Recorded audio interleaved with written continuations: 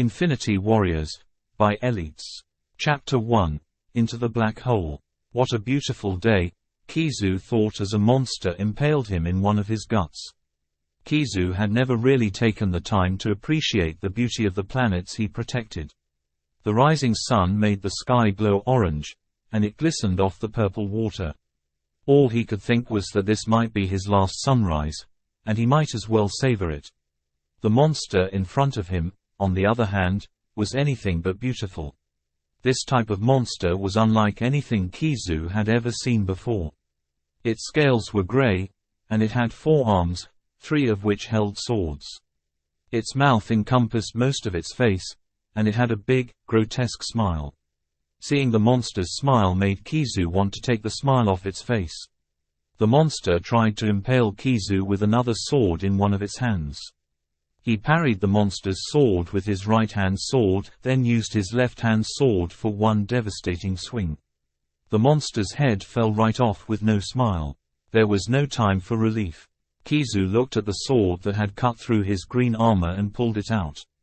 He saw the green blood on the sword and noticed that it was a lot. He was worried but had no time to think. His armor sealed its own wound but not the one in his body. "Orion, what's the status of the rest of the team?" he mustered up. Even speaking hurt him. Orion's voice spoke to him through his mask. "Blue says you need to evacuate." "Okay. Orion, activate the teleporter and get me back to the Omega." A green beam surrounded him, and he was teleported to the ship hovering just outside the planet. Kizu felt comfort knowing he was back on the Omega. He ran to the hull of the ship and saw Blue in his armor, halfway laid down. Just by looking at him, he could see that he was hurt. "Blue, where's the rest of the team?" Blue's mask retracted into his armor. His orange skin was bruised and battered, but his eyes said more than words could. He opened his hands and showed 3 power stones, black, yellow, and pink. "This can't be," Kizu said.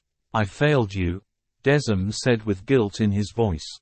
"I failed them," he added as he stared at the stones with deep sadness. "I should have known this whole planet was a trap." He brought the pink stone close to his face. "My sweet Shiara," he screamed, "you will be avenged, you will all be avenged." Kizu's thoughts rushed through his head, barely mourning his dead teammates when a red alert popped up on the screen. "Another ship is inbound," Orion alerted. Orion appeared in his holographic form in front of them. He was just a giant white, somewhat transparent sphere. They could see a giant ship on the screen. Its size was 10 times the size of the Omega. "Well, if we die fighting," Kizu asserted as his armor transformed back over his head. "No," Desm said, "we can't let Zeko get the stones. You need to flee and get these out of here." "You mean, we need to get them out of here?"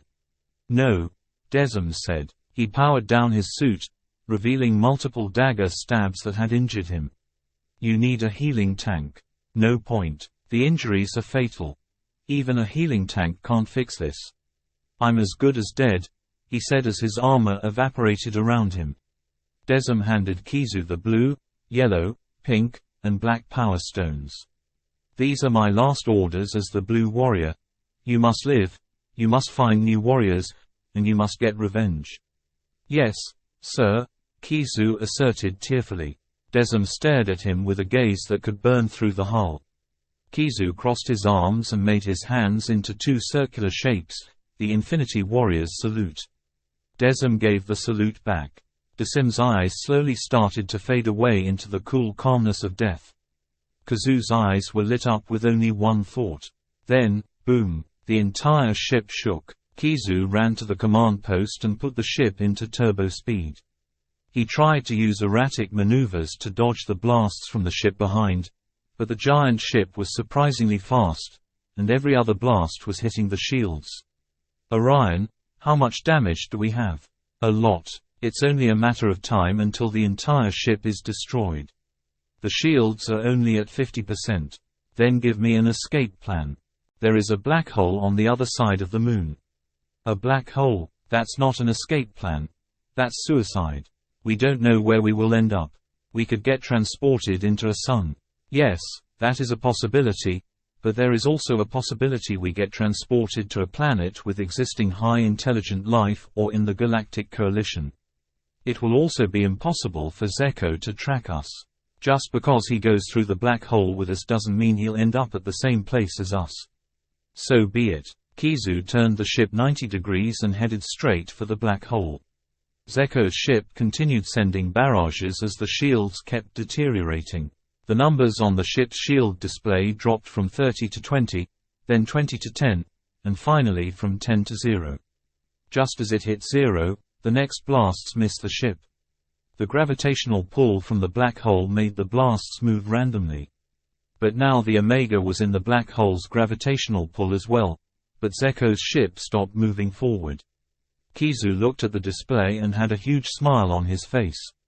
As Kizu entered the oblivion of the black hole, all he could think about was one thing: revenge.